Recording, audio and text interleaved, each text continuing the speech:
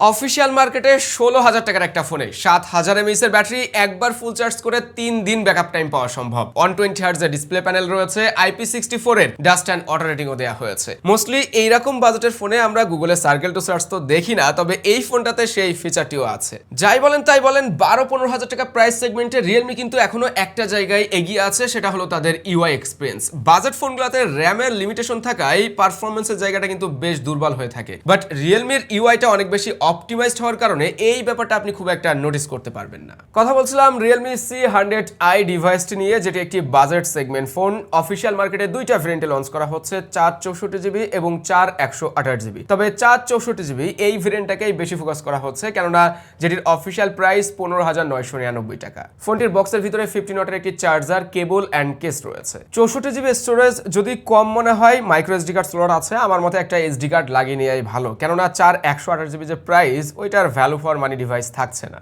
এমনিতেই globally RAM, storage বা চিপসেটের যে সংকটটা চলছে, ফোনের প্রাইস হাতের নাগালের বাইরে, যে কারণে আগের মতো কম প্রাইসে ওই ভালো ভালো স্পেকের ফোন কিন্তু মার্কেটে এখন আমরা দেখতেও পাচ্ছি না। যাই হোক, এবার মূল পয়েন্টে আসি। C100i ফোনটি দুইটি কালারে পাবেন, ডন পার্পেল আর ডাস্ক গ্রে। আমাদের হাতেরটা ওই গ্রে কালারটাই। এটা বিশেষ করে যারা অ্যাশ টাইপের কালার বা ব্ল্যাক পছন্দ করেন তাদের কাছে ভালো লাগবে। বাজেট ফোন হইলেও এটা দেখতে বেশ সুন্দর, বিল্ড কোয়ালিটি সলিড মনে হয়েছে। Military grade shock resistance, 2 metre drop resistance, তারপরে IP64 এর ডাস্ট অ্যান্ড ওয়াটার রেটিংও রয়েছে। রেয়ার প্যানেলটা ম্যাট ফিনিশিং, ফ্রস্টের টেক্সচার আছে। হাতের ছাপটা না ওইভাবে পড়তে দেখা যাচ্ছিল না, স্ক্র্যাচও সহজে পড়বে না। বডি ফ্রেমটাও matte finishing, right side mounted fingerprint পাচ্ছি। এটা বেশ ফাস্ট অ্যান্ড রেসপন্সিভ। বটম প্যানেলে 3.5mm অডিও পোর্ট আছে। ফোনটাতে আয়ার সেন্সর বা নয়েজ ক্যান্সেলিং মাইক এগুলা দেখলাম না। 6.8 ইঞ্চের ডিসপ্লে আছে, যে কারণে ফোনের সাইজটা কিছুটা বড় বলা যায়, তবে চওড়া না অত বেশি, যে কারণে আপনার হাতে ধরতে বেশ ভালোই লাগবে। 208 গ্রাম ওয়েট রয়েছে। ব্যাটারির তুলনায় ওয়েট অ্যান্ড থিকনেসটাও খুব একটা বেশি মনে হলো না। এই বাজেট বিবেচনায় ফোনটা বেশ ডিউরেবল বলা যায়। আমি যদি কয়েকবার আছাড় টাছাড় মারি, এটাতে শক রেজিস্ট্যান্স বা অনেক রকমের টেস্ট রিয়েলমি করেছে, যেগুলো আমরা স্ক্রিনে শেয়ার করব, দেখলেই বুঝতে পারবেন।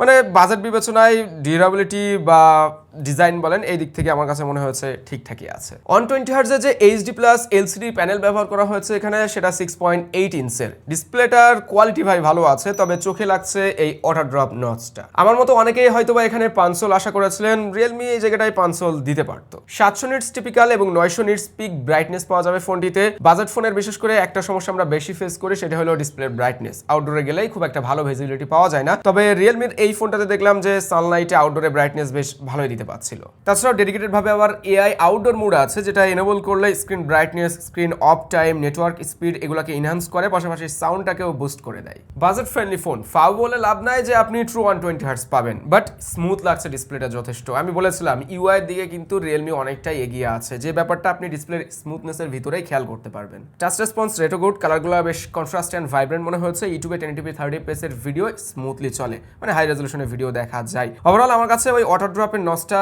বাদ দিয়ে বাকি দিকগুলো সব ওকেই মনে হয়েছে। এখন ওয়াটার ড্রপের এই নচের জায়গাটা আপনারা একটু ডাইনামিক লুক দিতে পারেন যখন মিনি ক্যাপসুলটা এনেবল করবেন, যেখানে music, weather data, battery percentage, notification, flash light এই সকল ইনফরমেশনগুলি পপ আপ হয়। দেখেন এই ফোনটার মূল ফোকাসটা হলো ব্যাটারিতে। ৭,০০০ mAh এর টাইটান ব্যাটারি দেওয়া হয়েছে এরকম বাজেট সেগমেন্টের একটা ফোনে, যেখানে রেগুলার ইউজেজে বা লাইট ইউজেজে 3 দিন ব্যাকআপ টাইম পাওয়া সম্ভব এবং পাওয়া যাচ্ছেও, আমরা অনেক টেস্টে দেখেছি। 15 ওয়াটের চার্জার আছে, এই জায়গাটাই বেশ কমই মনে হচ্ছে আমার কাছে ব্যাটারির তুলনায়, কেননা চার্জিং ওয়াট বেশি থাকলে আরো দ্রুত চার্জ করা যেত। 15 ওয়াটের চার্জার দিয়ে চার্জ করতে বেশি সময় লাগবে, বাট একবার চার্জ করে নিলে বলা যায় যে 3 দিনের জন্য চিন্তামুক্ত। তাছাড়া 6 ওয়াটের রিভার্স চার্জিং রয়েছে, তাই বড় ব্যাটারি থাকায় আপনি ছোটখাটো কোনো জিনিস, TWS বলেন বা স্মার্ট ওয়াচ, এগুলোকে চার্জ করে নিতে পারবেন। 6 ইয়ার্স এর ব্যাটারি হেলথ রয়েছে, 1600+ চার্জ সাইকেলস, তার মানে 6 বছর ব্যবহার করার পরেও দেখা যাবে যে ফোনটাতে 80% প্লাস ব্যাটারি হেলথ রয়েছে। আমরা যদি ব্যাকআপ টাইম নিয়ে ছোট করে আইডিয়া দেই, ব্র্যান্ড যেটা দাবি করছে আর কি, অনলাইনে ভিডিও দেখলে 20 ঘন্টা অ্যারাউন্ড, তারপরে যারা কলে কথা বলেন অ্যারাউন্ড 53 ঘন্টা। এছাড়াও গেম খেলার ব্যাপারটা তো আছেই, ফ্রি ফায়ার গেম খেলতে পারবেন 10 ঘন্টার কাছাকাছি। অনেকের কাছে হয়তোবা এই ব্যাপারটা অবাস্তব মনে হতে পারে যে আমরা রিভিউ করছি, ভুজুং ভাজাং আপনাদেরকে বোঝাই দিচ্ছি। ভাই ওইরকম কিছুই না, সহজ কথায় আমি বুঝিয়ে দিচ্ছি, ভুজুং ভাজাং না। একটা ফোনে হেভি ব্যাটারি কনজিউম করার মতো জায়গা থাকতে হয়। এখানে কি আপনি 4K 60 বা 120fps এ ভিডিও শুট করতে পাচ্ছেন না? আপনি কি 120fps এ গেমিং করতে পাচ্ছেন না? যে সকল ফোনে 4K 120fps এ ভিডিও শুট বা 120fps এ গেমিং করা যায়, করে দেখেন ব্যাটারি কত দ্রুত ড্রেন হয়। সো ফোনটা যেহেতু একটা এন্ট্রি বাজেটের ফোন, এখানে ওরকম হেভি কাজ করা যায় না, যে কারণে মূলত লং টাইম ব্যাকআপ পাওয়া সম্ভব। ক্যামেরা পার্টে আসলে আমরা রেয়ারে দেখতে পাচ্ছি দুইটার মতো ক্যামেরা, বাট আছে একটাই যেটা 8 মেগাপিক্সেলের এবং সেলফি ক্যামেরাটা দেওয়া হয়েছে 5 মেগাপিক্সেল। পোর্ট্রেট মোডে একটা ফোকাল লেন্থে ছবি তোলা যায়, ছবিগুলো আমরা শেয়ার করবো স্ক্রিনে। আমার কাছে যেটা মনে হয়েছে বেশ ইউজেবল ছবি পাওয়া যাচ্ছে, একেবারে যে খারাপ তা কিন্তু না। ব্যাকগ্রাউন্ড ব্লার ওকে আছে, এস ডিটেক্ট ক্লোজ থেকে তুললে অতটাও সমস্যা করে না, বাট বেশি ওয়াইডে ছবি তুললে এস ডিটেক্ট একটু প্রবলেম করতে দেখা যায়। লাইটের সমস্যা আছে, ব্যালেন্স করতে যে একটু সমস্যা করে ফেলে। হাইলাইট এগুলোকে মাঝে মাঝে অস্ট আউট করতেও দেখা যাচ্ছিল। ক্যামেরা 8 জায়গায় 13 মেগাপিক্সেল থাকলে আরো বেটার ছবি পাওয়া যেত, রেজলিউশন আরো বেটার পাওয়া যেত। আমরা ল্যান্ডস্কেপ ছবিও শেয়ার করছি আপনাদের কাছে, যেগুলোতে খেয়াল করলাম যে ওই এক্সপোজার ব্যালেন্সের দুর্বলতা রয়েছে, অ্যান্ড পাশাপাশি ডাইনামিক রেঞ্জের দুর্বলতা তো থাকবেই। ভাই এক্সপেকটেশন ওইরকমই রাখতে হবে যে আপনি 16,000 টাকার একটা ফোন কিনছেন। এতটুকু বলতে পারি যে এই বাজেটের ফোন হলেও এখান থেকে ইউজেবল ছবি আমরা পেয়েছি। সেলফি ক্যামেরাটা 5 মেগাপিক্সেল, এখানে কিছুটা ওয়ার্ম কালার টোন পাচ্ছিলাম, স্কিন টোনের ভিতরে ওয়ার্ম ভাবটা বেশি খেয়াল করা যাচ্ছিল। এটা দেখতে খারাপ লাগছে না, মানে স্কিন টোনটাকে একটু ভালোভাবে ফুটিয়ে তোলার জন্য মূলত ছবিগুলা 5 মেগাপিক্সেলের মতোই লাগছে। আর একটু বেশি ডিটেলস আমি আশা করছিলাম। হ্যাঁ, জুম করলে বোঝা যায় যে 5 মেগাপিক্সেল ক্যামেরা দিয়ে তোলা হয়েছে। ওয়াইড আছে, এই ব্যাপারটা খারাপ লাগেনি, বাট রেজলিউশনের জায়গায় কমতি পাবেন অবশ্যই। ক্যামেরার গ্যালারিতে এআই বলতে এআই ইরেজার এটা পাচ্ছি আমরা, AI clear face and retouch, এরকম 2-3টা এআই ফিচার দেওয়া হয়েছে এই জায়গাটায়। এই মুহূর্তে আপনারা যে ভিডিওটি দেখতে পাচ্ছেন সেটা এই ফোনের সামনের ক্যামেরাতে শুট হচ্ছে। 720p রেজলিউশন দেখেই বোঝা যাচ্ছে, অপশন নাই কোনো সিলেক্ট করার, বাট আমি ভাবছিলাম যে 720p থাকবে। রেয়ারে আবার 1080p 30fps এ ভিডিও শুট করা যায়।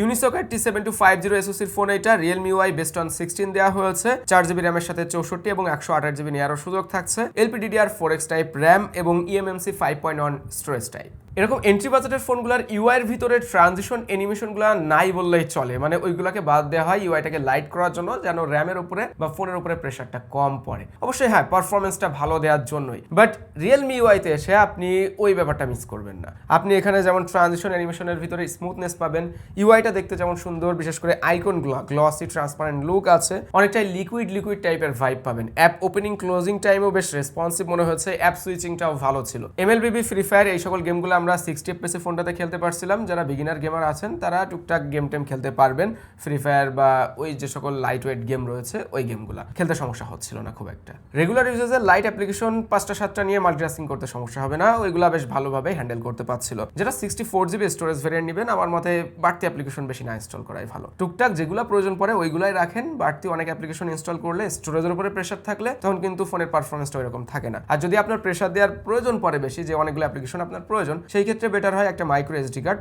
ইনস্টল করে নেওয়া। 15-16 হাজার টাকার ফোনে আমরা যে জায়গাগুলোতে আসলে স্ট্রং খুঁজি, সেখানে রিয়েলমির এই ফোনটা কোন অবস্থানে রয়েছে? প্রথমত আমরা চাই ব্যাটারিটা যেন ভালো হয়, যারা ব্যবহার করি বা কাউকে গিফট করার জন্য হলেও ব্যাটারি ব্যাকআপটা বেশি প্রয়োজন, বিশেষ করে এরকম বাজেটের ফোনে, সেখানে রিয়েলমি কিন্তু বেশ স্ট্রং পজিশন ধরে রেখেছে। দ্বিতীয়ত ইউআই এক্সপিরিয়েন্স, এখানে তো বলাই লাগে না। 3 নম্বরে আসি এর ডিজাইন, যেটাও সুন্দর, সলিড বিল্ড আছে। ডিসপ্লে সাইজটাও অবশ্যই বড় প্রয়োজন, মাল্টিমিডিয়া কনজিউম বলেন বা সোশ্যাল মিডিয়া ভিডিও টিডিও দেখা, ওই সকল দিক থেকে এই ডিসপ্লে সাইজটাও বড় আছে একটা জায়গা, ওই অটো ড্রপ নচ, এটা মানিয়ে নিলে ডিসপ্লের কোয়ালিটি সব দিক থেকে ঠিকঠাক। আর পারফরমেন্স এটা তো ইউআই এর কারণে বেটার পাচ্ছি, তবে ইমপ্রুভমেন্টের জায়গা যেখানে ছিল সেটা হলো এর ক্যামেরাতে। সব মিলিয়ে রিয়েলমি C100i ফোন সম্পর্কে আমার মতামত শেয়ার করলাম। এখন আপনাদের কাছে কেমন মনে হয়েছে কমেন্ট করে জানাতে পারেন। এই তো ছিল আজকের ভিডিও, সবাই ভালো থাকবেন, আল্লাহ হাফেজ।